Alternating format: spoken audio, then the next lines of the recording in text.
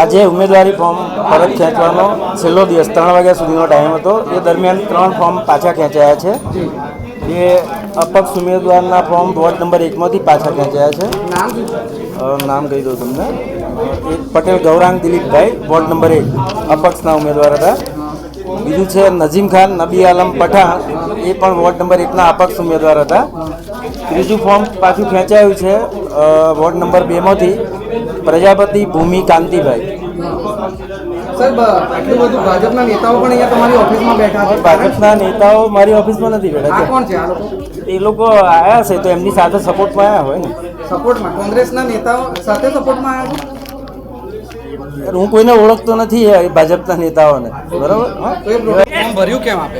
મેં મારા અંગત કારણોસર ફોર્મ પાછું ખેંચ્યું. ફોર્મ ભરતી વખતે પણ કોઈ જબરજસ્તી કરાઈ હતી? ના, કશું જ નહીં. પરત ખેંચવા માટે કોઈ દબાણ? કશું જ નહીં. અહીંયા ભાજપના નેતાઓ કાઉન્સિલરો ઉપસ્થિત છે તમારી આજુબાજુ, એમને દબાણ કર્યું ના, છે? કશું જ નહીં. કોઈનું દબાણ નથી મને. તો પછી કેમ તમે આ છેલ્લી ઘડી અહીંયા પહોંચો છો? 2 દિવસથી તમે ગાયબ બસ મારા હતા. અંગત કારણોસર જે હું કહેવા નથી માંગતી મીડિયા સામે. સોરી. કોઈ ધમકી આપવામાં આવી છે ભાજપ ના, તરફથી? કશું જ કોઈના નહીં. ના, કોઈની ધમકી નથી મને. અચાનક ફોર્મ પાછું ખેંચવાનું બેન ગળે નથી છેલ્લે ઉતરતી. 15 મિનિટની અંદર કાલથી પણ તમે સંપર્કમાં નતા એવું કેવું છે? ના, મારો ફોન 24 કલાક ચાલુ જ હતો. કહી રહ્યા છે કે કાલથી ફોન સ્વિચ ઓફ આવતો તમે સંપર્કમાં જ નહોતા.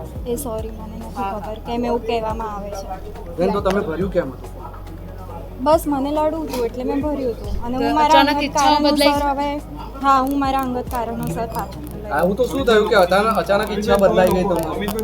બસ એ કીધું ને મારા અંગત કારણોસર.